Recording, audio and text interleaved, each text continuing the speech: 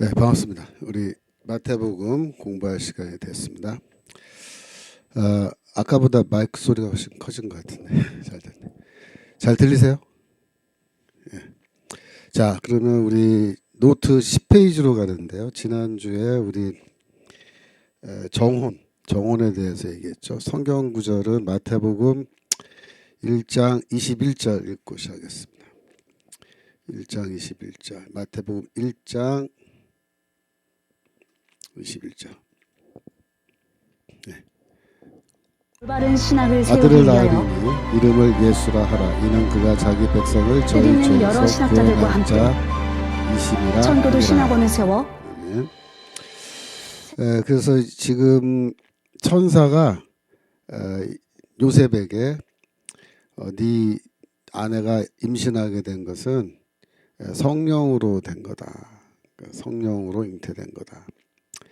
그리고 이제 아들을 낳을 건데 이름은 예수라고 붙여라 이렇게 했어요.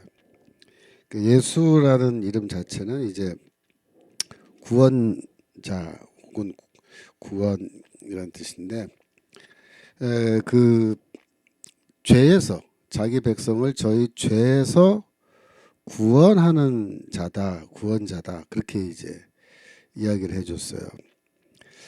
특별히 그 죄로부터의 구원이라는 거를 1장에서 분명하게 말하고 있습니다. 예수는 구원자인데 어떤 종류의 구원이냐? 그 죄로부터 구원하게 하는 그런 구원자다. 이렇게 얘기하는 거예요. 구원이란 게 뭐냐라고 얘기할 때 어떤 그 목사님들은 마치 이 세상을 더 좋은 살기 좋은 그런 사회로 만드는 것 그것이 구원인 것처럼 이렇게 말하는 목사님들도 있죠. 그런 신학자들도 있죠. 그런 거를 우리가 줄여서 그냥 사회 구원이라고 얘기하는 건데 천사가 요셉한테 예수라고 이름 붙여라.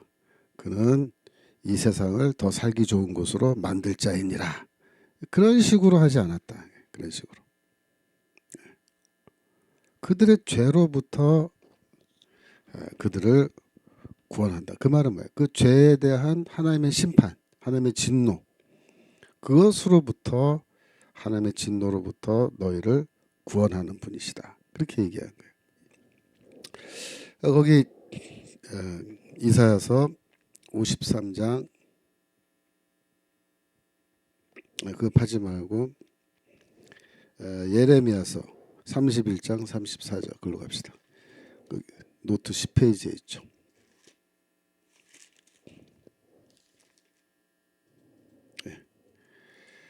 31장 34절. 그 위에 10페이지에 이사야서 53장이 아니고 54장이에요. 54장 7절.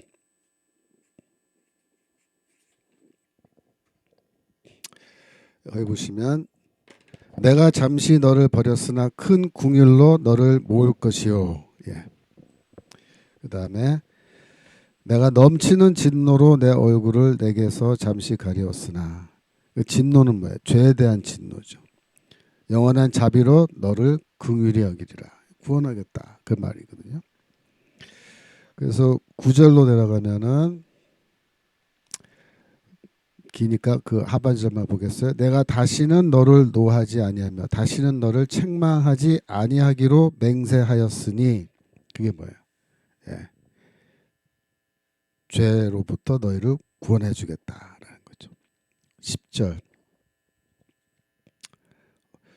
하반절 보면 나의 언약은 옮기지 아니하리라. 너를 긍휼히 여기는 여호와의 말이니라라고 해서 하나님께서 긍휼을 베풀어 주시고 그래서 이 죄로부터 너희를 구원하겠다라는 이런 약속이 이사야서에도 나오고 예레미야서에서도 나오고 다 나와요. 그런데 그 약속이 어디서 이루어졌느냐? 예수 그리스도의 탄생, 인카네이션, 성육신에서 이제 그 약속들이 이루어지기 시작하는 거예요. 에스겔서 36장 25절. 에스겔서 36장 25절 보시면 거기에서도 이제 새 언약에 대한 얘기가 나오는데 맑은 물로 너희에게 뿌려서 너희로 정결케 하되 곧 너희 모든 더러운 것에서 모든 우상을 섬김에서 너희를 정결케 할 것이며 그러니까 너희가 더럽다는 거예요. 왜 더러워요? 뭐 목욕을 안 해서 더러운 거예요. 그게 아니고 죄 때문에 더러워진 거죠. 근데 맑은 물로 너에게 뿌려서라는 말이 이제 세례와 연결되는 말씀이거든요. 그래서 예수의 십자가 죽음으로 인해서 우리의 죄가 다 용서받고 그래서 예수를 믿으면 우리가 세례 받잖아요.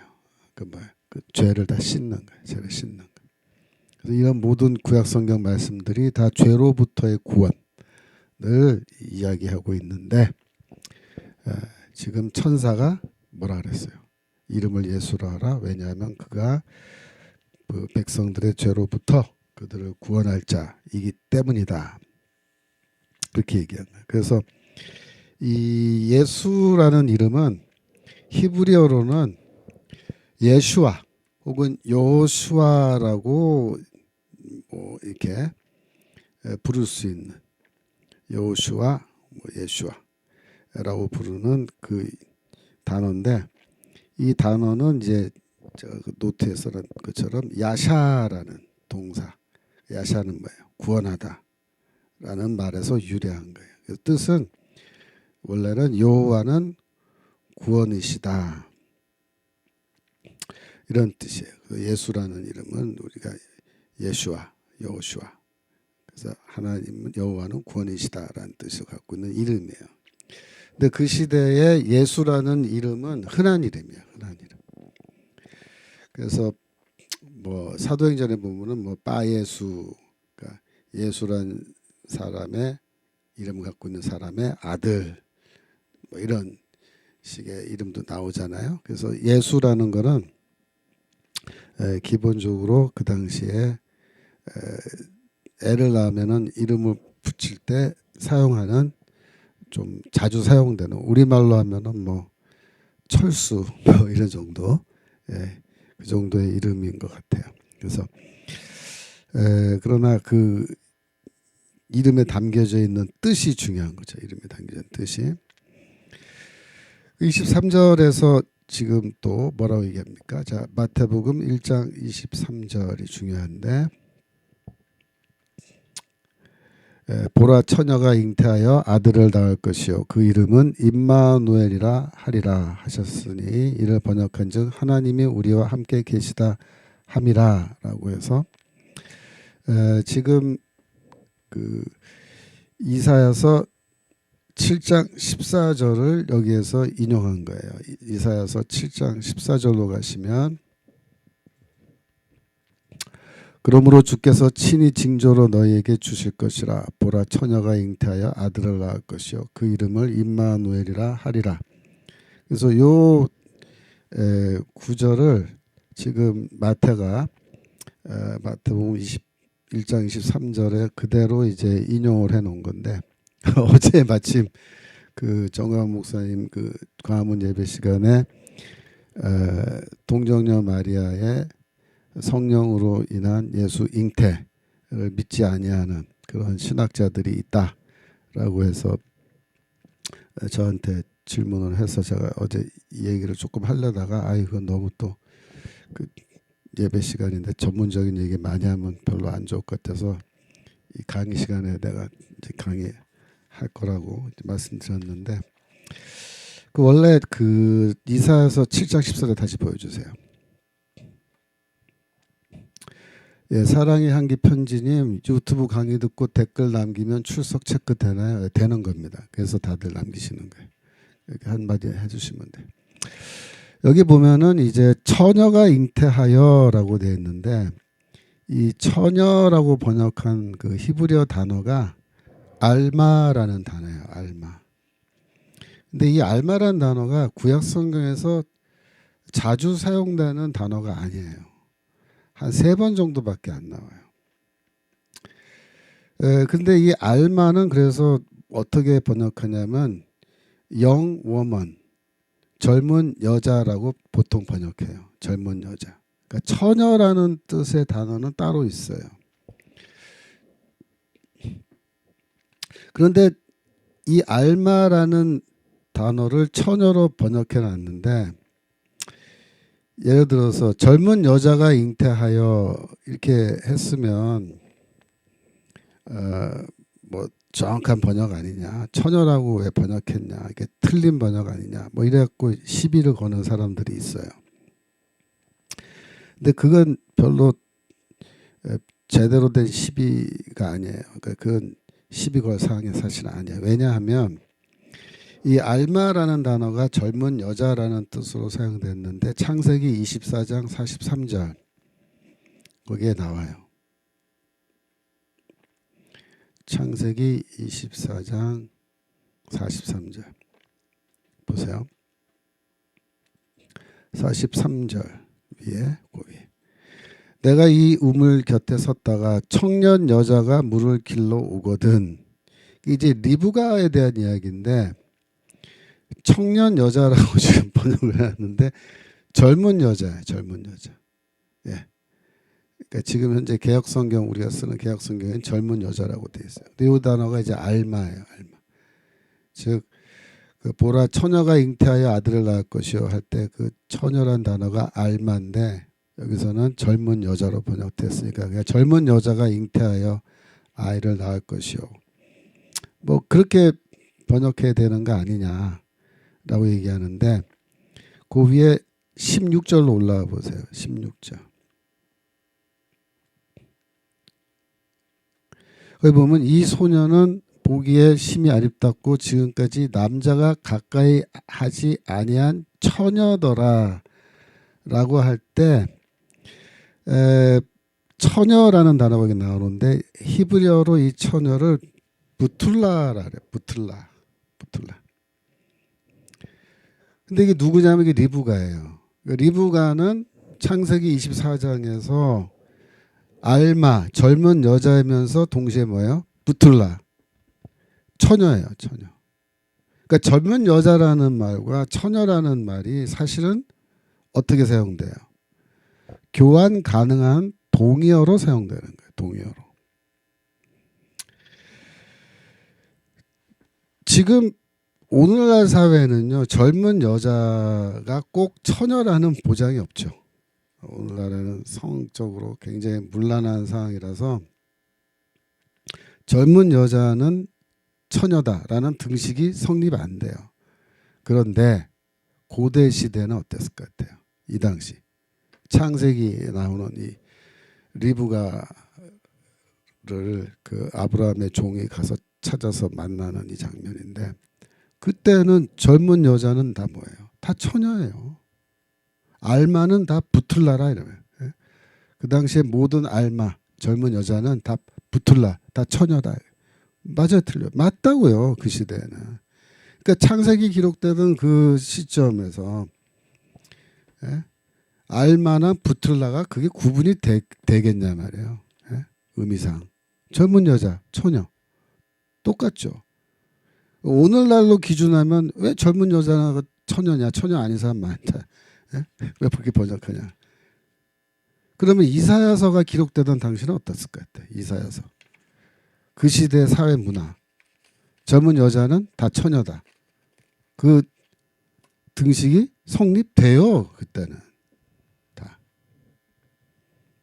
그때는 지금처럼 이렇게 막 성적으로 문란하지 않았단 말이에요. 혼연하기 이전에 여자들이 남자들과 잠자리 같이 하고 그런 거 없단 말이에요. 그래서 지금 와서 오늘날 시대에 이거 부툴라 알마 이거를 얘기하면서 왜 알마를 젊은 여자로 번역 안 하고 처녀라고 번역했냐 이따위 소리 하면 안 되는 거예요.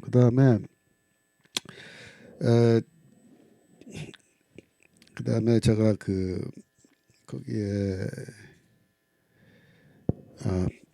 그거는 내가 쏘지 않은 것 같은데 그 이사야서 7장 14절에 그 70인역을 보면요. 거기 처녀라고 돼 있는 그 알마를 그 이 70인역에는 파르테노스라는 단어로 번역했어요. 근데 그 파르테노스는 사전적으로 처녀란 뜻이거든요. 그러니까 70인역에 파르테노스라고 돼 있으니까 이사야서를 히브리어로 돼 있는 이사야서를 한국말로 번역할 때 70인역 번역을 고려해서 처녀로 이렇게 번역해 놓은 것 같아요. 물론 대양성소공회 번역하시는 분이. 근데 알마를 그러면은 처녀로 번역하면 안 되냐? 번역해도 돼요. 예. 그 시대 상황을 생각해 보시라 이거예요. 그러니까 처녀라고 되는 거를 그렇게 민감하게 해가지고 막 생각할 일이 아니라고요. 여기에 이제 그냥 여자라는 단어가 또 있어요. 그 히브리어에는 이샤라는 단어인데, 예를 들어서 이샤가 잉태하여 아들을 낳을 것이요. 그러면요, 여자가 잉태하여 아들을 낳는다. 그거 당연한 거죠. 그 남자가 애를 낳아요? 그러면 잉태해서? 그건 아니잖아요. 그러니까 만약에 이샤라는 여자라는 단어가 사용됐으면 그 하나님이 주신, 보여주세요. 성경 구절 다시. 징조가 될 수 있어요, 없어요? 없다고요. 네. 그러니까 이샤라는 뜻은 여자니까 결혼한 여자라는 뉘앙스가 강하다고요. 그러니까 결혼한 여자가 애를 가져서 아들을 낳는다. 그거 뭐 당연한 거죠. 근데 그게 하나님이 보여주시는 징조가 될 수 있어요? 그렇게 되면 안 된다고요. 그럼 흔해 빠진 상황이 무슨 징조예요? 하나님이 보여주시는 징조는 어떤 거냐면 매우 특이한 거라고요. 특이한 거. 초자연적인 거. 우리가 상식적으로는 이건 일어날 수 없는 일인데 하는데 일어나면 그게 뭐야? 그게 징조가 되는 거예요. 그러니까 젊은 여자 알마는 뭐예요? 결혼한 여자를 향해서 알마라는 단어가 사용된 경우가 없단 말이에요. 그러니까 알마는 항상 결혼하지 않은 젊은 여자를 말하는 거예요. 그러니까 처녀죠. 결혼하지 않은 여자. 결혼하지 않은 여자가 알마가 잉태하여 아들을 낳는다. 그럼 그게 뭐야? 그 징조가 될 수 있죠. 여러분 그렇게 생각하셔야 돼요. 그 알마라는 단어가 부툴라 처녀라는 단어를 여기 쓰지 않았다 그래서 결혼한 여자 아니냐? 그건 아니라고요. 용법을 우리가 보면 구약성경에서 알마는 100% 미혼 여성에게만 알마가 사용됐다. 그러니까 미혼 여성이 잉태하여 아들을 낳을 것이죠. 그 얘기예요, 이 얘기가 지금. 그러니까 징조가 되는 거죠. 그래서 구약성경이 여기서 7장 14절에서 매우 특이한 이야기를 하고 있는 거로 우리가 볼 수 있는데, 근데 이제 어제도 제가 자유주의 신학 얘기를 했지만은 이 자유주의 신학을 하는 그런 구약학자들은 항상 뭘 생각하냐면 이성적인 또 합리주의적인 그런 설명으로 이걸 다 낮춰버리려고 그래요. 그러니까 초자연적인 하나님의 계시 이런 거를 인정하려고 그러지 않아요. 예수가 물 위를 걸으셨다? 그 인정 안 한다고요. 어떻게 물 위를 걷냐. 예? 아니 오병이어의 기적? 어떻게 물고기 2마리와 떡 5덩어리로 뭐 5천 명이 먹어요. 말도 안 된다. 그래서 도시락설이라는 걸 가져오는 거예요. 도시락설. 도시락설이 뭐예요? 사실은 모든 사람이 다 도시락을 쌓아서 등 뒤에 숨겨놓고 있었는데 꼬마 아이가 자기 도시락을 이렇게 내놓는 걸 보고 부끄러워서 자기들도 다 앞으로 내놓고 나눠 먹었다. 이게. 그러면 오병이어의 기적은 기적이에요, 아니에요? 기적이 아닌 거예요. 그런 식의 도시락설로 오병이어의 기적을 설명하는 설명법이 누가 개발한 거냐면 이 자유주의 신학자들이 개발한 거예요. 19세기에. 왜 그렇게 설명하려고 그래요? 합리주의에 맞게, 이성주의에 맞게 성경을 끌어내리는 거예요. 초자연적 하나님의 계시와 기적을 자연적인 것으로 만든 거예요. 이해할 수 있게 인간들이 합리적으로 도시락 다 싸왔던 거대. 그러면 그게 이적이에요. 그러니까 성경은 이적으로 기록하고 있는데 그 사실을 예수의 기적으로. 자유주의 신학자들은 기적을 인정 안 한단 말이에요. 그러니까 동정녀 탄생도 인정 안 하는 거예요. 어떻게 성령으로 잉태가 되냐? 말도 안 된다. 안 된다. 왜 말이 안 돼요? 천지를 지으신 하나님이 원하시면 성령으로 처녀가 잉태할 수 있죠. 있어요. 그게 합리적이라고 사실은 어떻게 보면 더. 근데 끝까지 그걸 부인하는 거예요. 마리아가 바람 피운 거다. 남편 몰래. 성경에 어디 그런 내용이 있어요? 없는데 그거를 끝까지 끌고 들어와서 성경의 내용을 인간의 이성과 합리주의로 받아들일 수 있는 형태로 만들어 놓겠다는 거예요. 그게 자유주의 신학이에요. 그것 때문에 망한 거예요. 사실은. 모든 신학교들이 지금. 그러니까 성경에 나오는 이런 초자연적인 하나님의 역사, 특별히 예수가 탄생할 때 성령의 능력으로 잉태했다라고 분명히 마태는 기록하고 있고 초대교회, 그러니까 마태가 활동하던 그 당시입니다. 마태복음이 70년경에 기록됐다고, 뭐 70년에서 80년 그 사이에 기록됐다고 보는 건데, 그때 교회 초대교회는 다 이거 믿는 거야. 초대교회. 그때 당시에 누가 초대교회에서 아니야, 마리아가 바람핀 거야, 네, 그랬겠어요? 마리아가 물론 80년 그 교회는 죽었을 가능성이 있지만, 예? 저기 교회 전승에 따르면 에베소에 요한과 같이 가서 거기서 살다 죽었단 말이에요. 멀쩡하게 마리아 살아 있는데 에베소에 지금, 예? 마리아가 바람 펴서 애 배운 거야 라는 식의 설명이 그 당시에 통용될 수 있었을 것 같으세요? 예루살렘 교회 같은 데서 예를 들면 안 됩니다. 그러니까 이 누가복음이나 마태복음에 나오는 이 탄생에 관련되어 있는 이 에피소드들은 대부분 마리아의 그 전승이에요. 마리아의 전승. 수태고지, 이거 마리아밖에 모르는 거 아니에요. 그러니까 마리아 전승이 거기 있는 거예요. 마리아 본인이 이렇게 말해요. 근데 마리아가 거짓말했겠어요? 마리아가 자기가 바람 펴가지고 딴 남자랑 잤는데 애 생긴 거를 성령으로 잉태됐다고 마리아 거짓말했겠느냐 말이에요. 예? 그랬으면 천벌받아 죽었죠 벌써. 그게 아니라고요. 절대로. 그러니까 이 마리아가 직접 들은 이야기, 요셉도 이거 요셉 전승이잖아요. 요셉이 꿈에 현몽하여, 그죠? 요셉의 전승.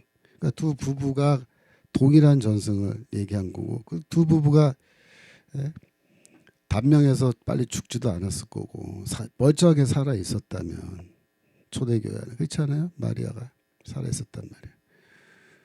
그걸 다 받아들인 거예요, 이 전승을.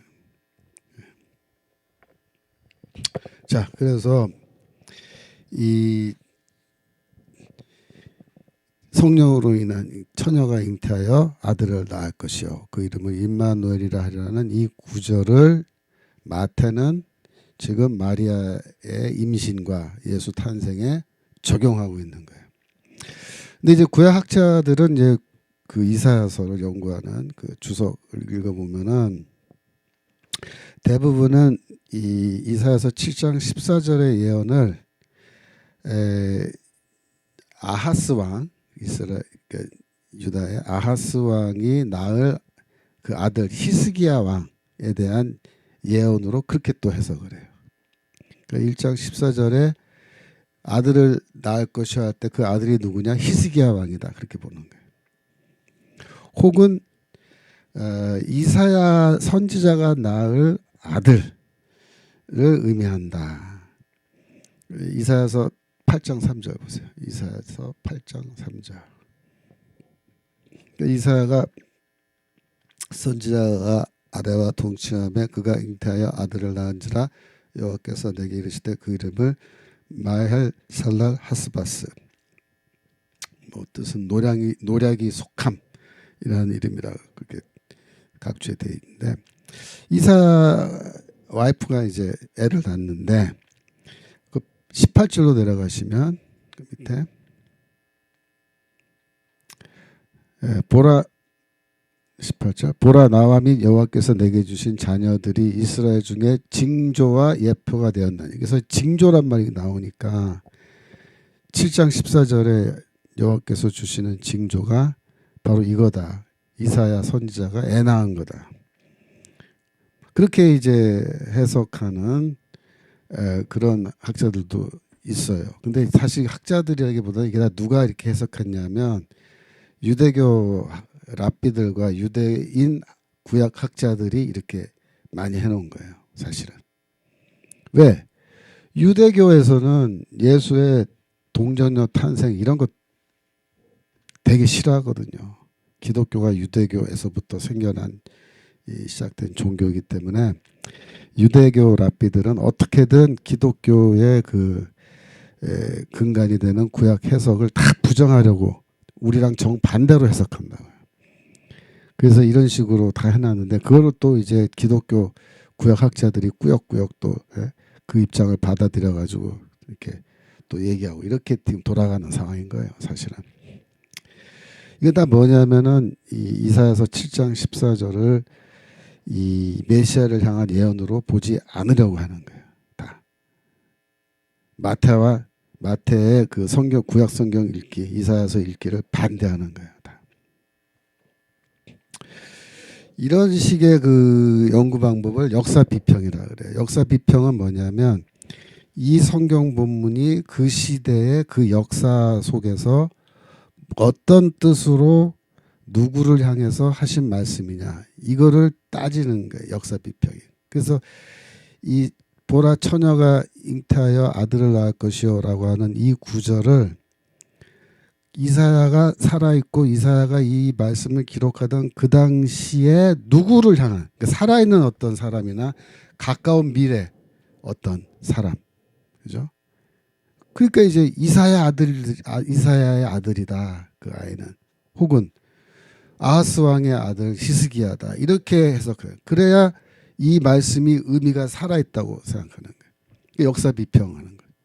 그러니까 그 당시 역사, 그 당시 사회 속에서 이 구절이 누구를 향한 어떤 메시지냐 그것만 따지는 거예요. 그러니까 역사 비평은 이제 오늘날 이 성경 연구의 기본적인 방법론인데, 구약 성경을 연구할 때 이 역사 비평만 하자라고 주장하는 학자들이 있어요. 그렇게 보면은 이거는 메시아 예언으로 보지 않는 거예요. 이건 예시아 예언이 아닌가. 히스기야에 대한 예언이지 이게 뭐, 혹은 이사야의 아들들에 대한 예언이지 이게 왜 미래의 메시아 예언이냐. 그건 인정 못한다. 이렇게 하는 게 이제 역사 비평 방법론이에요. 그 역사 비평 방법론이 하나의 이제 방법론인데, 구약 성경 해석할 때 이게 상당한 한계가 있어요. 역사 비평이. 왜냐하면 이 구약 성경이 기록되던 그 당시, 그러니까 이사야가 그걸 쓰던 그 당시에 7장 14절의 내용이 설사 그 당시에 뭐 미래의 히스기야 왕이나 이사야의 아들들에 관한 말씀으로 기록됐다 할지라도 문제는 뭐예요? 그 이후에 유대교 안에서 혹은 기독교 안에서 이 성경 구절을 해석하는 그런 해석의 어떤 역사적 전통이 생겨난다고요.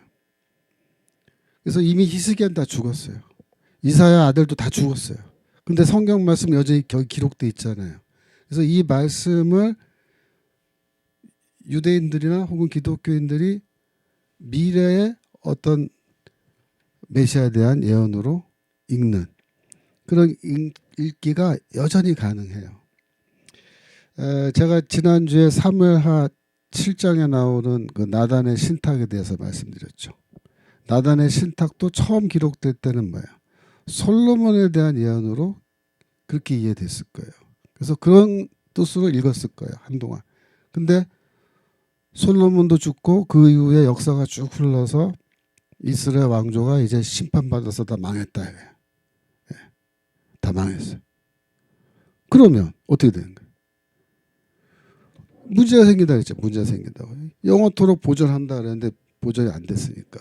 그러면 그 당시에 유대교 안에서 유대교 랍비들이 이 사무엘하 7장에 나오는 나단의 신탁을 솔로몬에 대한 예언으로 보지 아니하고 뭘로 봐요? 미래의 메시아에 대한 예언으로 보잖아요. 그러면 솔로몬으로 보는 견해는 뭐예요? 그 역사 비평이에요. 역사 비평하면 지금도 그거는 솔로몬에 대한 말씀으로만 봐야 돼요. 그런데 솔로몬 죽고 또 유다 왕조 다 망하고 그러고 나서 어떻게 됐어요? 유대교 안에서 성경 읽기가 바뀐 거예요. 성경 읽기가. 그래서 이거는 미래의 메시아에 대한 말씀이다. 예언이다. 이렇게 돼가지고 그거를 새롭게 해석하는 그런 역사적인 전통이 생겨나서 이렇게 쭉 흘러온 거 아니에요. 그렇단 말이에요. 그러면 사무엘하 7장 11절에서 17절에 나오는 그 나단의 신탁을 역사 비평적으로만 읽어야 그게 제대로 된 해석이에요? 아니란 말이에요. 아니란 말이에요. 그 성경 구절을 메시아 텍스트로 읽는 그런 전통도 여전히 유효하다는 거예요. 그러니까 그 전승사적 관점이라고 해요. 그 전승사적 관점. 역사 비평의 관점에서만 읽는 게 아니라 그 성경 구절을 어떻게 해석해 왔는지 그 전승사적 관점에서도 우리가 이걸 읽을 수가 있어야 된다 이거예요. 그러면 이사야서 7장 14절에 대한 해석도 마찬가지예요. 이게 처음 기록될 때는 뭐 아하스의 아들 히스기야다, 이사야의 아들 누구다 그런 거 전혀 무의미하다는 게 아니라 그럴 수도 있죠. 하지만 그들이 살다 죽고 나라 다 망하고 끝장나고 예루살렘 성전 무너지고 그 이후에도 그러면 이 성경 구절로 이건 이사야 아들에 대한 예언이야, 뭐 히스기야에 대한 예언이야 그렇게만 읽었을 것 같아요. 유대교 안에서 혹은 교회가 나중에 아니라.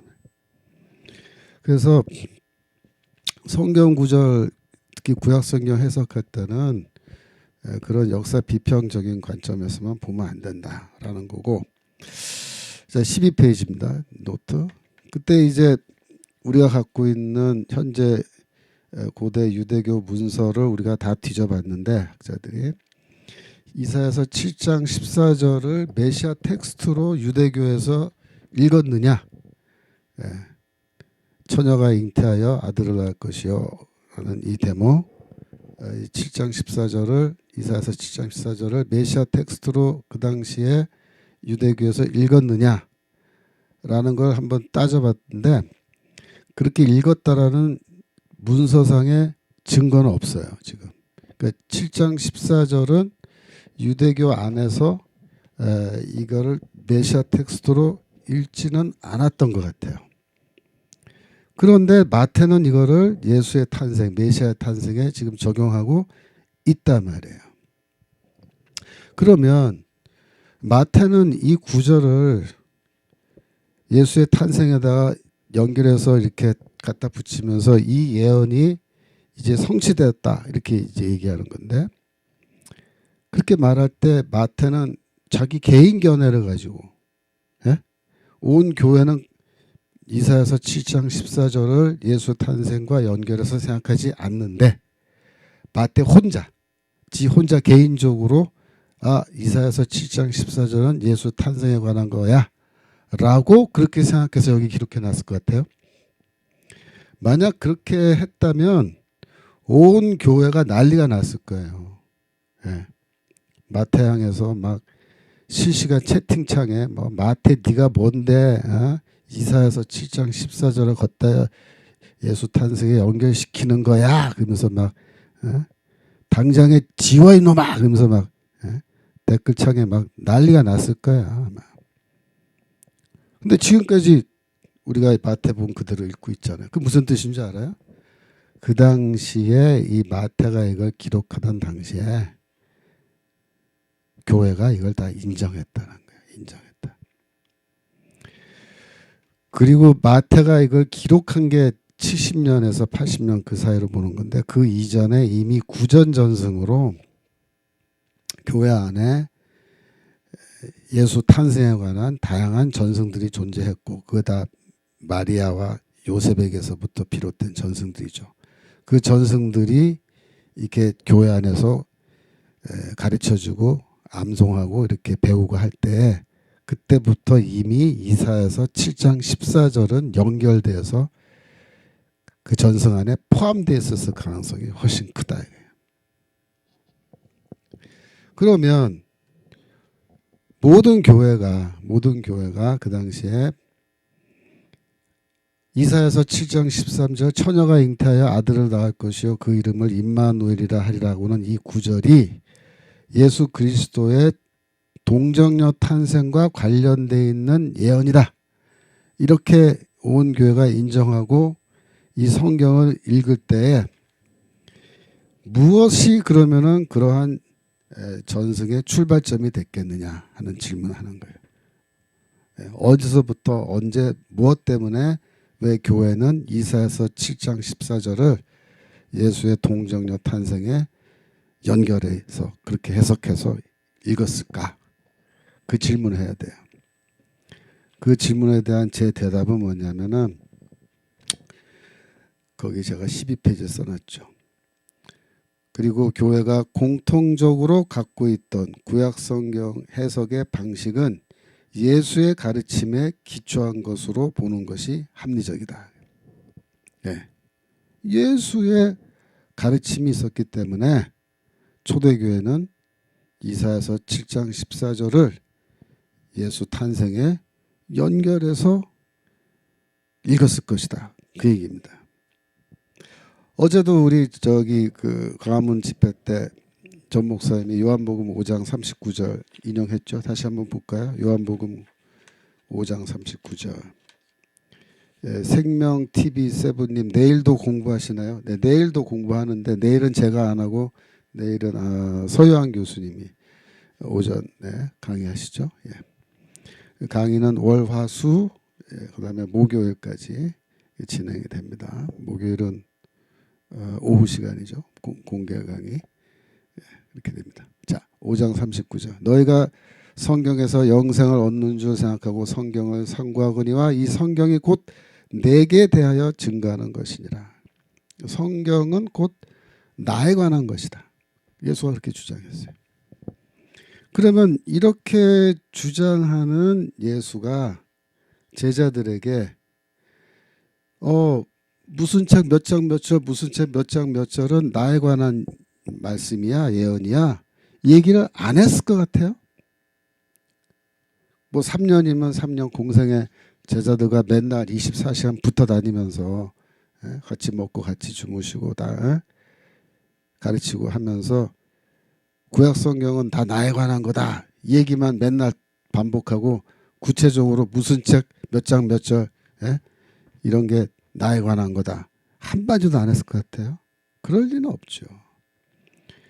그래서 이 성경이 나에 대해서 증거하는 거다라는 이러한 말씀을 하실 때에 예수는 뭘 한 거예요? 성경에 있는 이 말씀, 예를 들어서 이사야서 7장 14절에 있는 이 말씀, 처녀가 잉태하여 아들을 낳을 것이요. 이게 사실은 나에 관한 말씀이다. 예? 그렇게 가르쳤을 거라고요. 그죠? 그런 게 다 밑바닥에 깔려 있는 걸로 봐야 돼요. 그래서 마태가 여기에서 이 구성경 구절을 인용하는 것도 그런 관점에서 우리가 이해를 해야 되는 겁니다. 그 당시에 그 유대교에서는요 이미 구약 성경의 어떤 구절은 메시아에 대한 그런 예언이다라고 그렇게 다 얘기하고 있어요. 예, 오연숙 성도님 명절 때는 휴강이지요. 그랬더니 예, 휴강 맞아요. 명절 때 빨간 날에는 학교다 강의는 휴강입니다. 예. 네, 내일 평택 집회 가신다고 예, 황희순 전도사님 반갑습니다. 예. 자, 그래서 여기 보시면 요한복음 1장 45절. 예. 요한복음 1장 45절. 요. 예. 빌립이 나다나엘을 찾아 이르되 모세가 율법에 기록하였고 여러 선지자가 기록한 그 일을 우리가 만났으니 이렇게 말한다. 지금 무슨 말이냐? 빌립과 나다나엘은 서로 공통적으로 공유하고 있는 정보가 있는 거예요. 뭐냐면 모세의 율법서와 여러 선지자가 기록한 선지서죠. 그래서 모세의 율법과 선지서를 말하는 건 구약성경 전체를 말하는 거예요. 예, 구약성경 전체. 구약성경 전체에서 메시아에 대해서 기록되어 있는 약속이 있는데 우리가 바로 그 구약이 말하는 메시아를 만났다 이렇게 말한다. 그러니까 그 시대에 빌립과 나다나엘을 포함한 모든 유대인들이 공통적으로 구약 성경에 이러이러한 몇 장 몇 절 몇 장 몇 절 이런 거는 메시아에 대한 예언이야 라고 공통적으로 생각하고 있는 그런 성경 구절들이 있었어요. 예. 있었어요. 강현순 성도님 교재 알려주세요. 그런데 교재는 우리 웹사이트 청교도 신학원, 그러니까 설교학교 웹사이트 들어가서 신학원을 클릭하고 그 다음에 제 얼굴 나오는 강의 클릭하면 거기에 제 노트가 다 올라가 있어요. 그게 교재예요. 아래 한 걸. 제가 지금 프린트해서 보고 있는 이런 교재. 이거 웹사이트에 다 있으니까 거기서 출력하시면 돼요. 제가 계속해서 올려줍니다. 말씀만 뜨면 광고 소리가 나와요 그러는데 그거 좀 문제가 있네요. 안 나와요? 안 나와. 영상. 아까 그런가요? 근데 지금 김진아 님이 말씀만 뜨면 광고 소리가 나온다고 그런 게 지금 올라왔는데 네, 하여튼 오늘 약간 좀 이상이 있는 것 같은데 좀 수업 끝나고 좀 해결하도록 해보겠습니다. 계속해서 그 다음에 요한복음 12장 34절. 이에 무리가 대답하되 우리는 율법에서 그리스도가 영원히 계신다함을 들었거늘 너는 어찌하여 인자가 들려야 하리라 하느냐. 이 인자는 누구냐. 보세요. 유대인들이 뭐라고 얘기했냐면 구약 성경에 메시아는 영원히 계신다라고 되어 있다. 근데 너는 왜 메시아가 죽는다고 얘기하냐. 이게 따지는 거죠. 그러면 그게 뭐예요? 이미 그 당시 유대인들은 메시아 텍스트로 인정하고 있는 어떤 텍스트들이 있다는 거예요. 그래서 그걸 다 자기들이 알고 있는 거예요. 그래서 예수도 알고 그들도 알고, 그죠?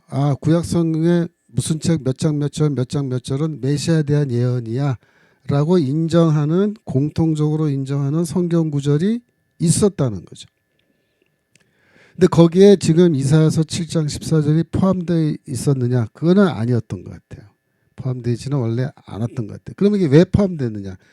그 다음 제 노트 보세요. 제가 뭐라고 얘기했나. 그런데 예수는 어떻게 했냐면 그 당시에 유대인들이 메시아 텍스트로 인정하지 않는 그런 새로운 성경 구절들을 메시아에 관한 것으로, 즉 자기 자신에 관한 것으로 그렇게 적용하고 그렇게 가르쳤다라는 거예요. 그 증거가 있어요. 증거가 여러 군데 있는데 누가복음 18장 31절. 지금은 소리가 안 나는데 괜찮대요. 광고 소리 나오지 않는데. 누가복음 18장 31절.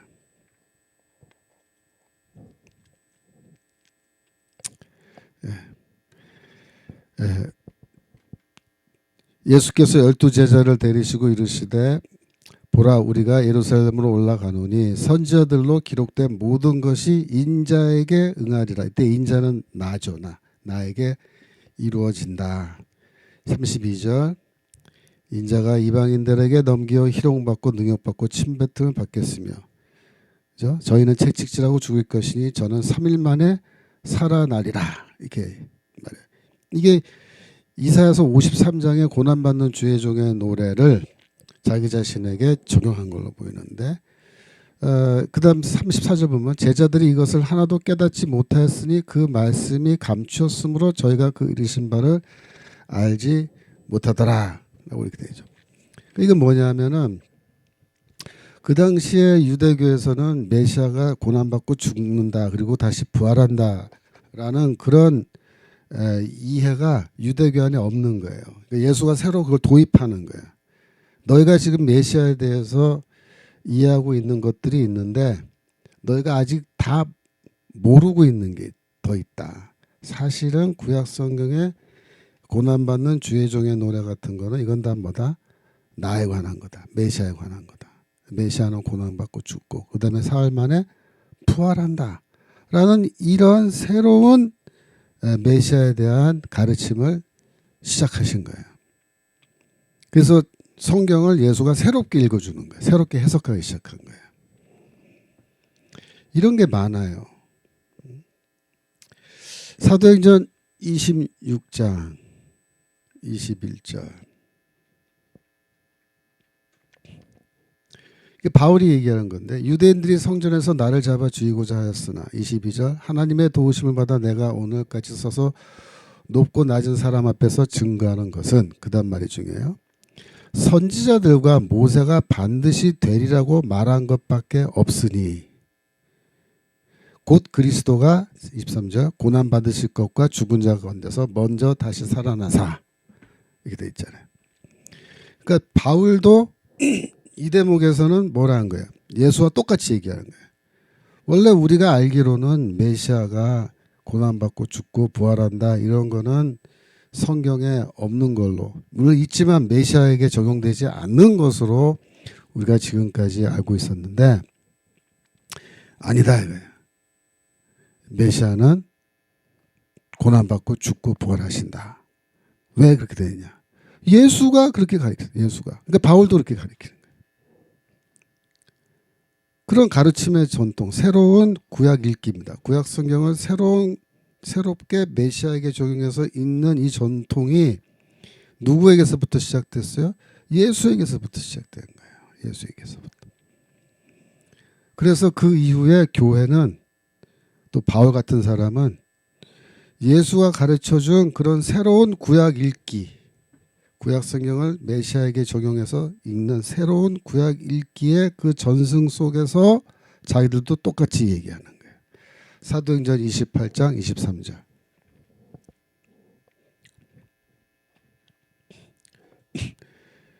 저희가 일자를 정하고 그의 우거하는 집에 많이 오니 바울이 아침부터 저녁까지 강론하여 하나님의 나라를 증거하고 모세의 율법과 선지자의 말을 가지고 예수의 일로 권하단 말은 설교한단 말이에요.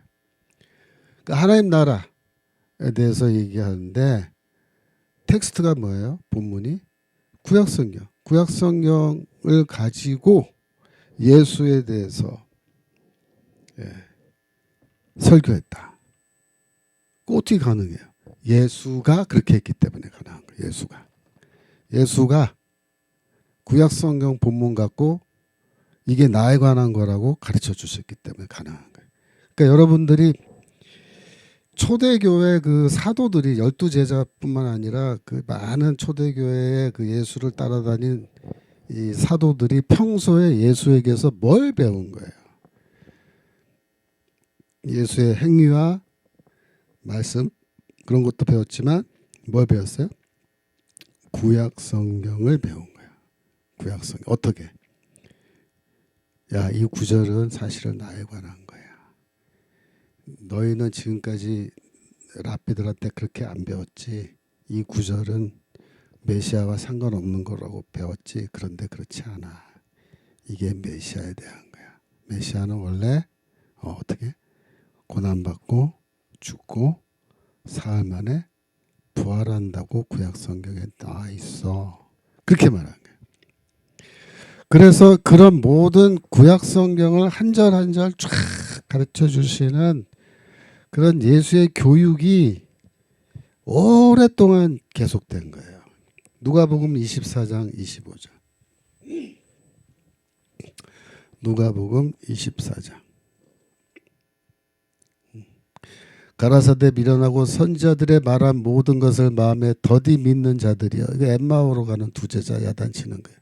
그리스도가 이런 고난을 받고 자기의 영광에 들어가야 할 것이 아니냐 하시고 이에 모세와 및 모든 선지자의 글로 시작하여 모든 성경에 쓴 바 자기에 관한 것을 자세히 설명하시니라. 자, 보세요. 예수가 그 살아계실 때 자기에 관한 구약 성경의 말씀을 한 번도 설명 안 해놓고 안 해주고서 그러고서는 엠마오 제자들한테 야이 미련하고 말씀을 더디 믿는 놈들아 그러면서 뭐 야단쳤겠어요? 한 번도 가르쳐 준 적이 없는데 그 말이 안 되잖아요. 가르쳐 줬는데 이 사람들이 미련하고 믿으려고 들지 않으니까 그거를 야단친 거잖아요. 마음에 더디 믿는 자들이야 이렇게 말하면서. 무슨 말이야?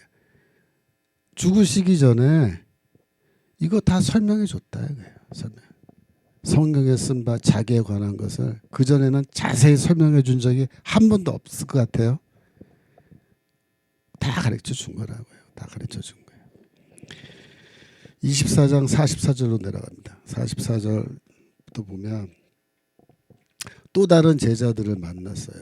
그때 부활하신 뒤에 누가복음 보면은 제자들을 위해서 생선을 이렇게 구워서 식사 준비해 놓고 같이 먹고 또 이르시되 내가 너희와 함께 있을 때에 너에게 말한 바 곧 모세의 율법과 선지자의 글과 시편에 그죠? 율법서, 선지서, 시편 이게 다 뭐예요? 구약성경 전체를 언급하는 구약성경에 나를 가리켜 기록된 모든 것이 이루어져야 하리라 한 말이 이것이다 하시고 써 있잖아요.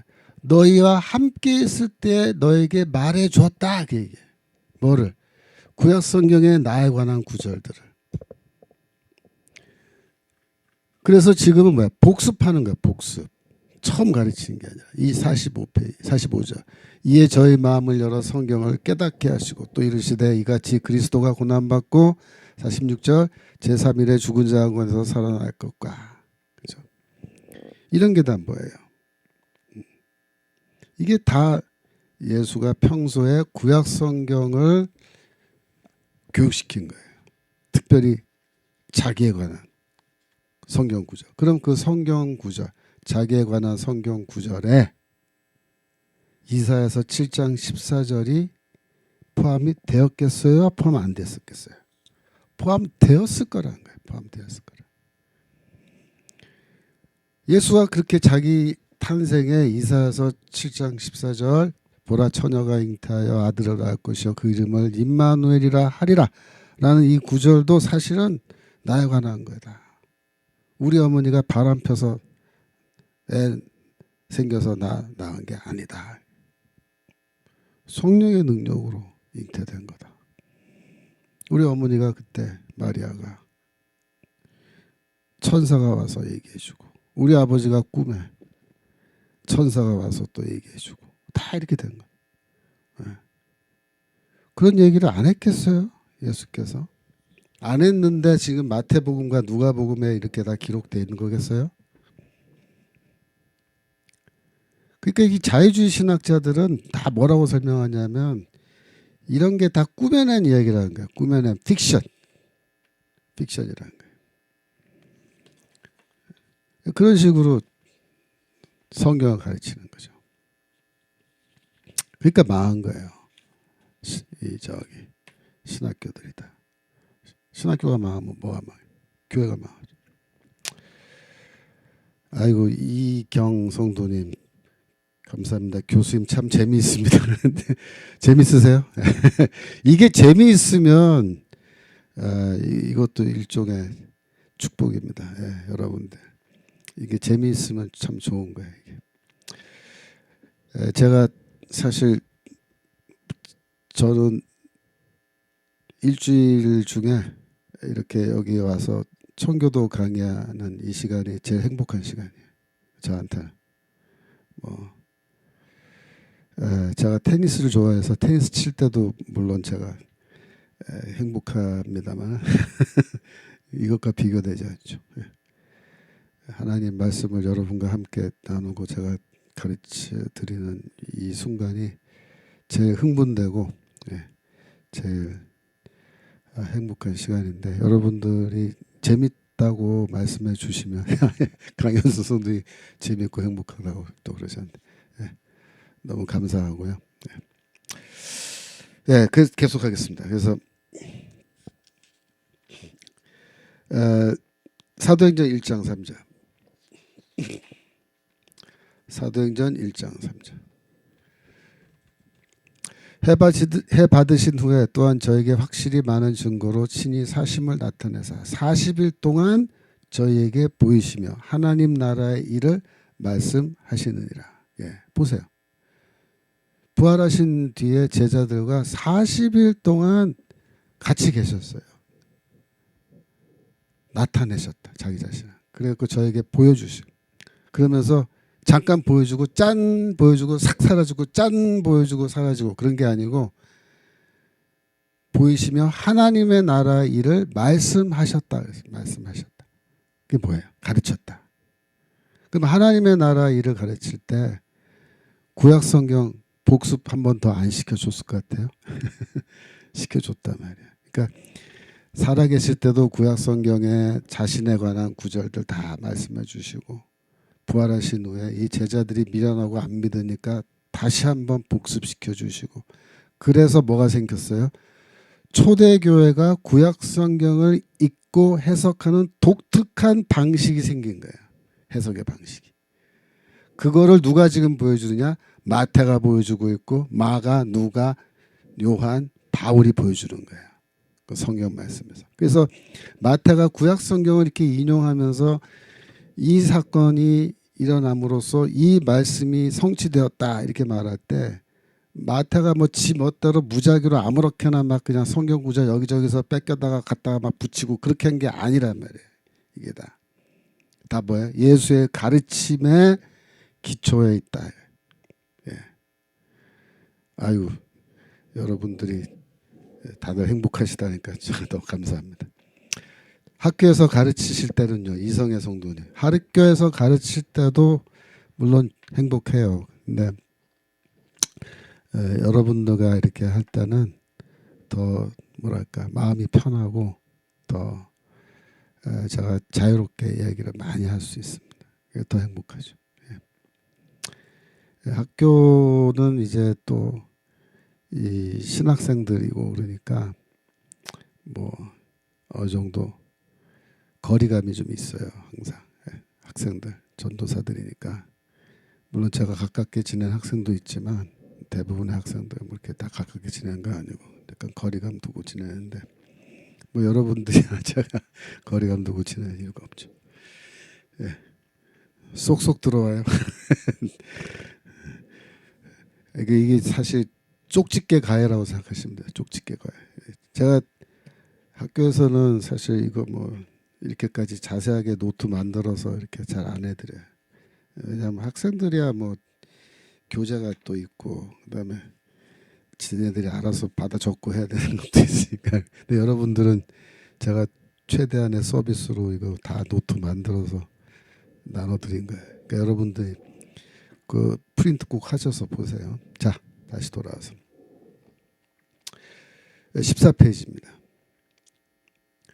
임마누엘에서 이제 그 엘은 하나님이에요. 하나님. 그 엘이란 단어는 뭐 히브리어 성경에서 엘로힘이란 단어도 하나님이고 그냥 엘 그래도 하나님인데 엘은 하나님이고 임마누 할 때 임이라는 게 전치사인데 함께 영어의 위드예요. 위드. 함께라는 전치사인데 이 전치사 뒤에 그 누라는 말이 붙으면은 그 인칭 대명사의 어떤 그 축약형으로 볼 수 있는데 우리란 뜻입니다. 누는 우리예요. 그래서 임하고 누가 붙으면은 이게 임누 이렇게 발음이 좀 이상하잖아요. 임누.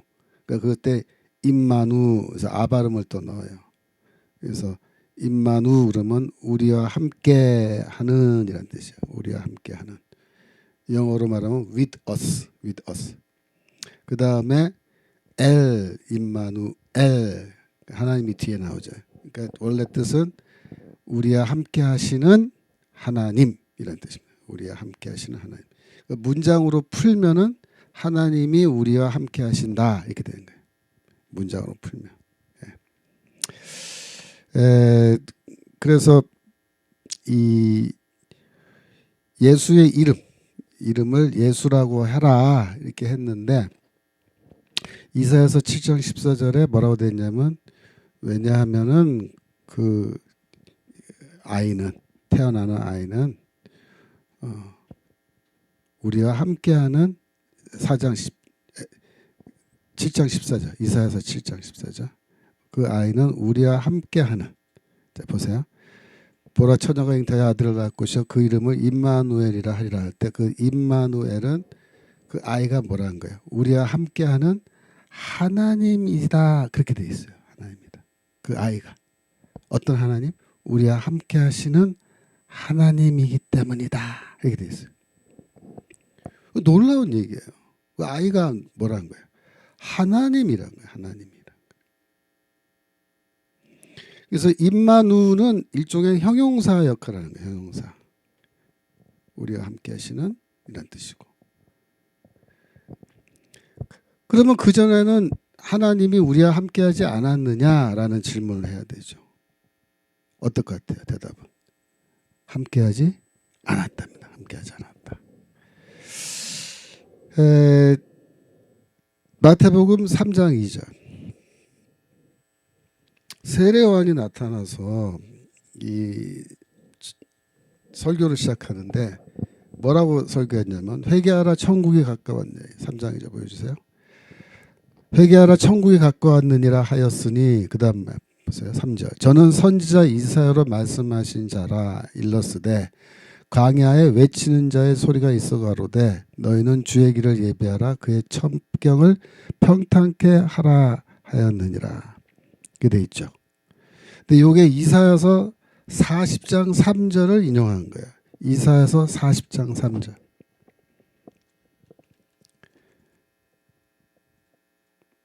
외치는 자의 소리여 가로되 너희는 광야에서 여호와 길을 예배하라 사막에서 우리 하나님의 대로를 평탄케 하라라고 되어 있죠.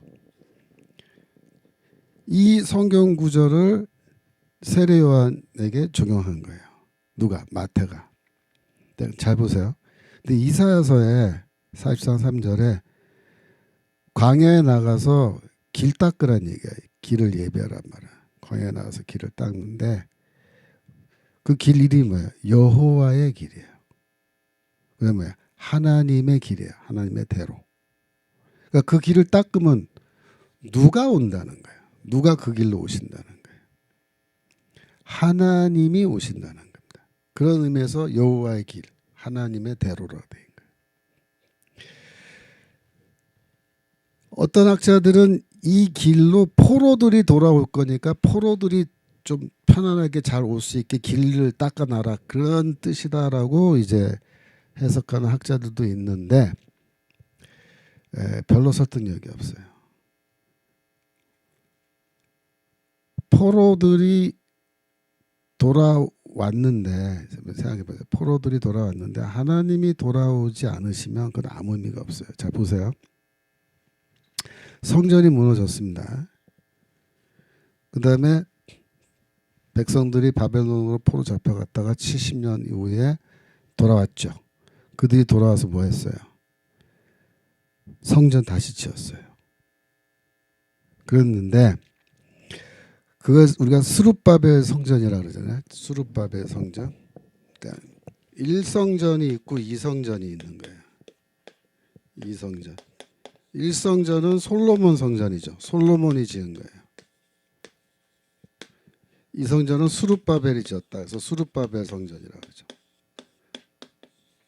이 앞에 뭐가 있었냐면은 성막이 있었어요. 성막. 성전을 짓기 전에 성막이 있었는데 이거는 뭐야? 모세 때에 이제 생겨난 거죠. 근데 보세요. 출애굽기 40장 34절 35절. 출애굽기 40장 34절. 이 회막을 만들었는데 완성된 거예요. 40장 34절. 그때 구름이 회막에 덮이고 여호와의 영광이 성막에 충만하며, 이 여호와의 영광이 성막에 충만했다. 이게 굉장히 중요한 표현이에요. 뭐냐면 하나님이 여기 임하셨다 그런 뜻이죠. 성막에 임하셨다. 35절 모세가 회막에 들어갈 수 없었으니 이는 구름이 회막에 덮이고, 다시 나오죠. 여호와의 영광이 성막에 충만함이었으며, 이렇게 되죠. 두 번 나와요. 여호와의 영광이 성막에 충만했다. 이 성막은요 인간이 만든 텐트예요. 근데 그 텐트에 누가 들어와서 지금 거주하시냐면 하늘에 하나님이 거기 들어와서 거주하시는 거예요. 그 말을 어떻게 표현하냐면 여호와의 영광이 성막에 충만했다. 거기 못 들어가요. 들어가면 어떻게 죽어. 하나님이 거기 계신다는 거예요. 이 표현이 뭐냐면 하나님의 임재를 나타내는 거예요. 그 이스라엘 민족 가운데 텐트를 치고 이제 사람들이 쭉 지파별로 이제 이렇게 쭉 사람들이 텐트를 치고 수경을 하는데, 야영을 하는데, 그때 성막이 있는 그 자리를 중심으로 해서 이렇게 진을 펼쳐서 살게 잠을 자게 되는데, 그때 하나님이 거기 계시는 거예요. 하나님이 계시는 거예요. 그러면 제1성전 솔로몬 성전의 건물이 완성됐을 때는 어떻게 됐을 것 같아요? 열왕기상 8장 10절. 열왕기상 8장 10절. 제사장이 성소에서 나올 때 구름이 여호와의 전에 가득하며, 11절 제사장이 그 구름으로 인하여 능히 서서 섬기지 못하였으니 이는 여호와의 영광이 여호와의 전에 가득함이었더라. 또 나왔죠. 여호와의 영광이 여호와의 전에 가득했다. 이 말은 뭐냐면 이 성막을 지었을 때 그 성막에 하나님의 영광이 임해서 하나님이 거기 직접 거주하시기로 결정하셔서 들어와 계셨고, 하나님의 임재예요. 솔로몬 성전이 완성됐을 때 그때 성소에 하나님의 영광이 가득했다. 즉 하나님이 거기 임재해 계셨다는 거예요. 자, 그러면 포로로 잡혀서 갔다가 돌아와서 두 번째 성전은 수룹바벨이 지었는데, 수룹바벨 성전이 완성되었을 때 이 수룹바벨 성전에 여호와의 영광이 가득했느냐, 이 성전에 가득했느냐, 그렇다, 가득했다라고 말하는 그런 성경 구절이 있느냐? 구약 성경에 없어요. 없어요. 그러면 성경 이외에 모든 유대교 문서, 그것이 뭐 외경이건 랍비 문서건 간에 모든 유대교 문서를 깡그리 다 뒤졌을 때 두 번째 성전 수룹바벨 성전에 여호와의 영광이 가득했다라고 말하는 그런 문장이 나오는 유대교 문서가 있느냐? 없어요. 학자들이 다 찾아봤어요. 없어요. 없다는 거예요. 그러면 어떻게 되죠? 이거 빈 깡통 건물이야, 성전이. 아니, 성전이 하나님이 거기 임재하셔야 성전이 되는 거지, 하나님이 임재하지도 않는데 이거 성전이야 성전이야 그런다고 그게 성전이 됩니까? 안 되는 거예요. 그렇게. 그래서 이 포로 갔다가 돌아온 유대교, 그 유대인들은 고민이 뭐냐면 이 성전을 짓긴 지었어요. 거기서 제사를 드리고 뭐 다 할 건 다 해요. 그런데 문제는 뭐예요? 여기에 정말 하나님이 임재하시느냐, 하나님의 임재가 있느냐라는 그 대목에서 확신이 없는 거예요.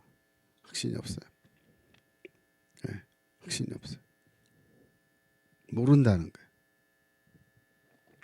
그래서 이사야서 40장 3절을 다시 읽어야 되는 거예요. 이사야서 40장 3절 다시 읽어봐요. 40장 3절. 아까 읽었지만 외치는 자의 소리여 가로되 너희는 광야에서 여호와의 길을 예비하라. 사막에서 우리 하나님의 대로를 평탄케 하라. 예. 왜 하나님의 길을 닦으라는 거예요? 거기 누가 오시는데 길 닦으면? 하나님이 오신다는 거예요. 여호와가. 왜 오셔야 되죠? 여기 하나님의 임재가 아직 확인이 안 돼 있다는 겁니다. 확인이 안 돼 있다. 그 얘기예요. 그 얘기. 그러니까 여러분들이 그 에스겔서에 보시면은 하나님의 영광이 이 성전을 떠나가는 장면, 그죠? 성전을 떠나가는 장면이 다 나오잖아요. 제가 노트에 그 얘기까지는 안 해놓은 것 같은데 에스겔서 보세요.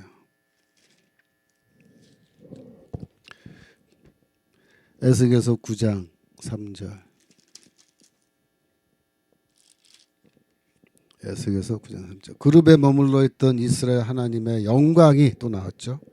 올라 성전 문지방에 이르더니, 아니 하나님의 영광이 그룹은 뭐예요? 그 법궤의 상단, 법궤가 있는데 지성소에 그 지성소 윗부분에 그룹이 두 개가 이렇게 서 있다고요. 자 보세요. 그림으로 보여주면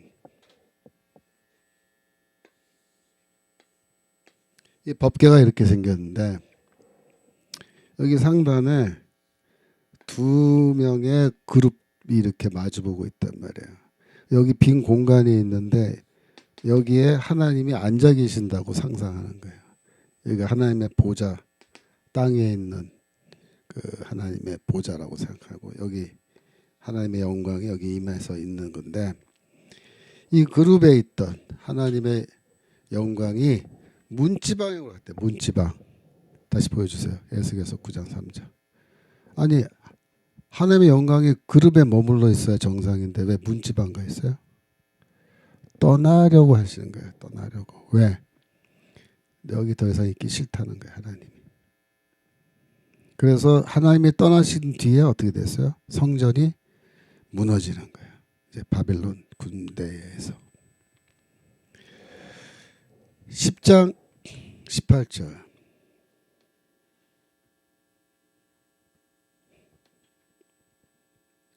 18절. 예. 여호와의 영광이 성전 문지방을 떠나 그룹들 위에 머무니. 자, 그래서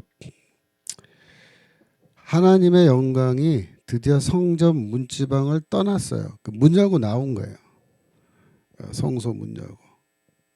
그래서 그룹들 위에라는 것은 이제 하나님의 이동식 보좌, 그걸 타고 이제 떠나시는 거예요. 다니엘 에스겔서 1장 보면은 하나님의 이동식 보좌를 에스겔이 보잖아요. 그걸 타고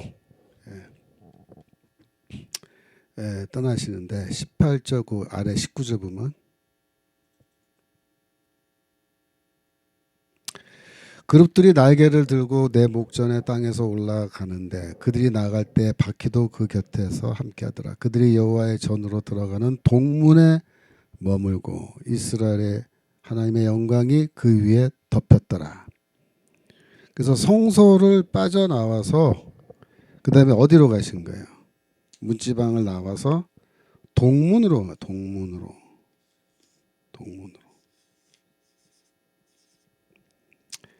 그 다음에 결정적으로 11장 23절. 11장 23절. 여호와의 영광이 성읍 중에서부터 올라가서 성읍 동편산에 머물고, 그 동편산이 감람산이야. 감람산. 감람산에 드디어 여호와의 영광이 도달한 거예요. 그건 뭐야? 완전히 예루살렘 도시 자체를 떠나간 거예요. 떠나간 거.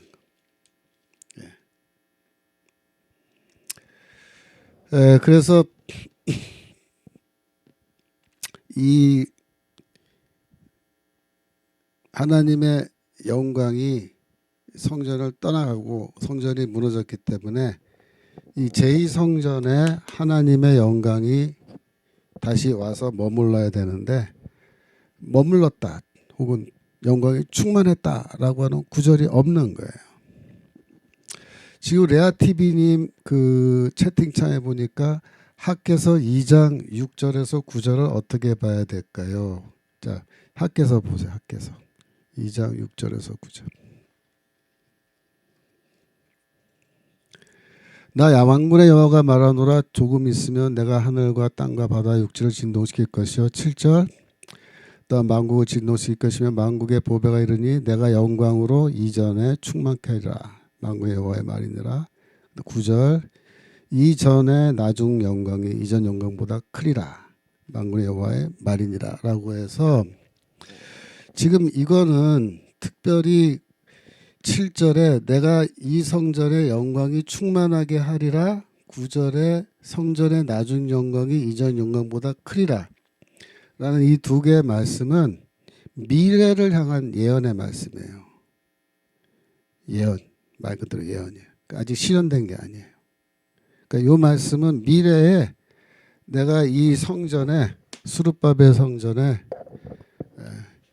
제2성전에 나의 영광이 임하리라 라는 예언의 말씀인데, 다시 말해서 이것은 평서문으로 아까 우리 읽었던 것처럼 출애굽기나 열왕기상에 나왔던 말씀처럼 하나님의 영광이 여호와의 전에 충만하였더라 라고 단정적으로 얘기하는 게 아니에요. 그래서 구약 학자들도 요 학개서 지금 말씀하신 2장 6절에서 9절의 내용은 실제로 여호와의 영광이 예루살렘 성전에, 제2성전에 임했다라고 보지를 않는 거예요.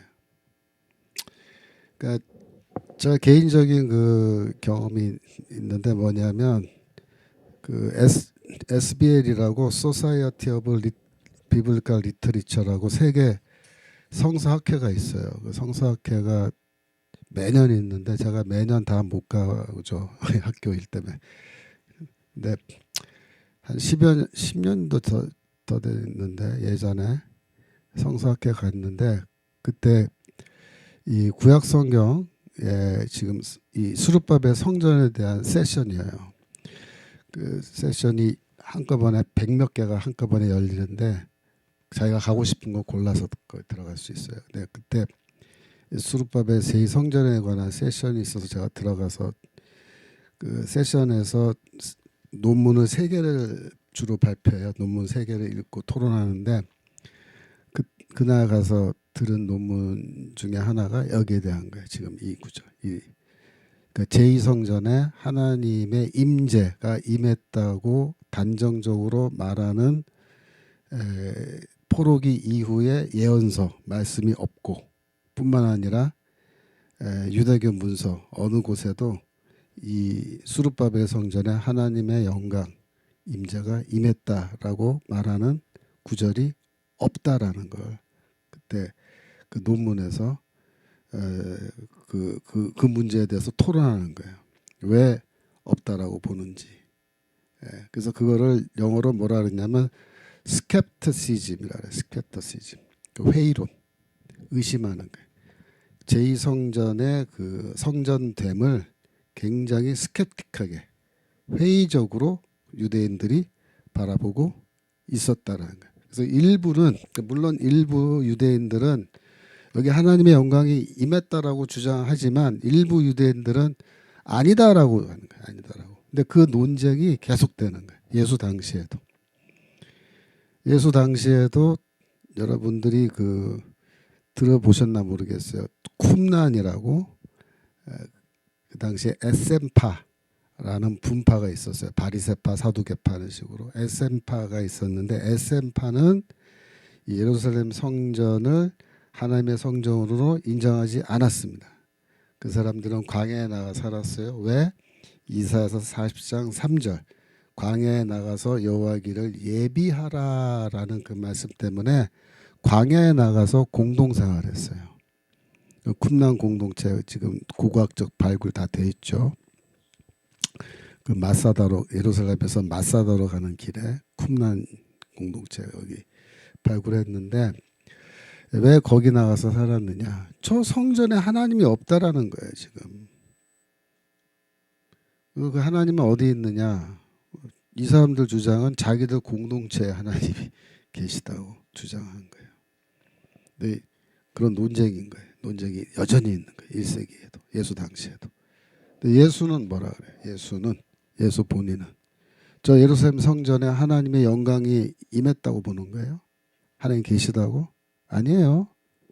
예수는 뭐라고 얘기냐면 이 성전을 하나님이 심판할 거라고 얘기해요.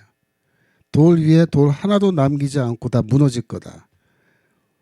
무화과 나무가 그 말라 비틀어져 죽은 그 사건 있잖아요. 그 마가복음 11장에 나오는 그 사건. 그다음 뭐예요?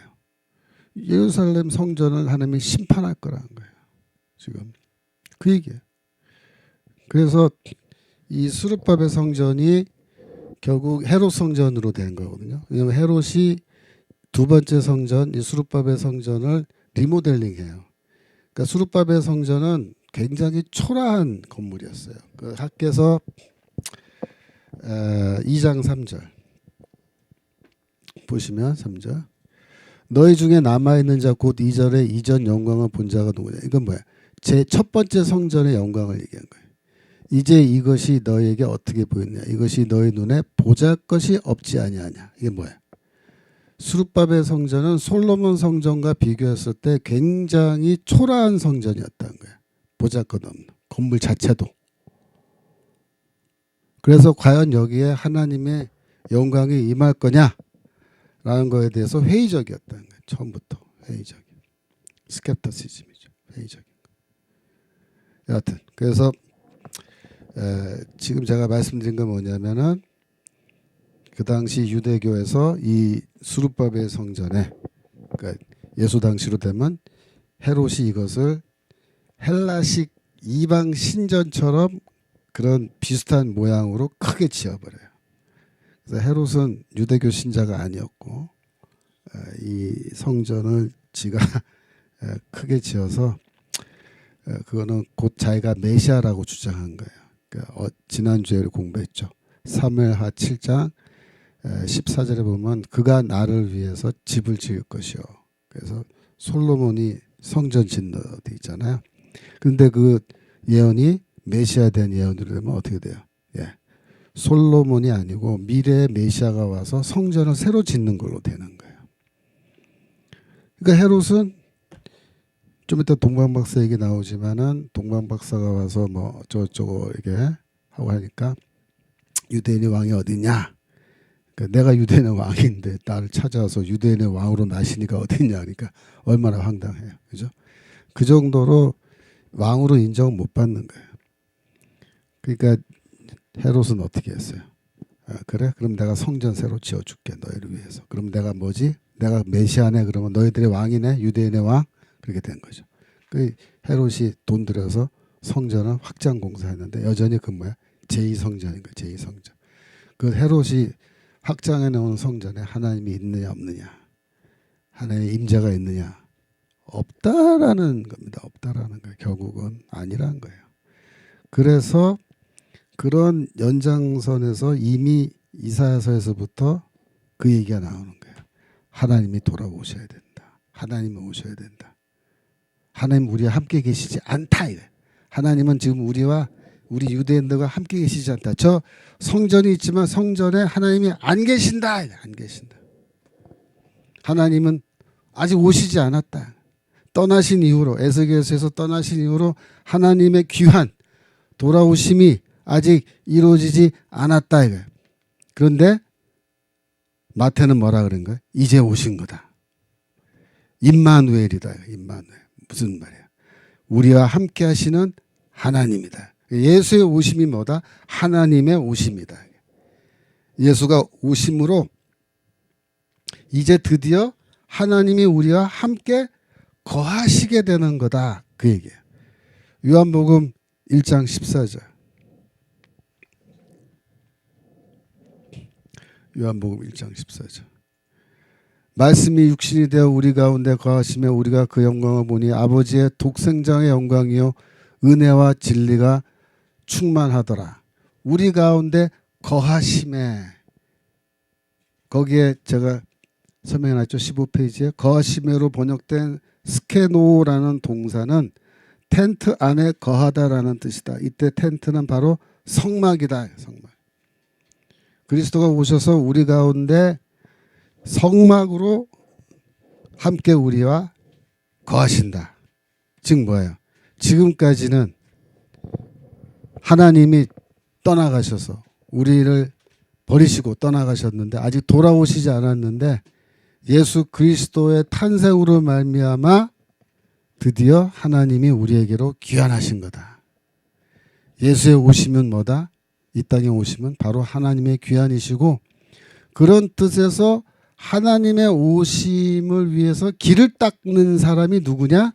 세례요한이다. 세례요한은 길 닦는 사람이다.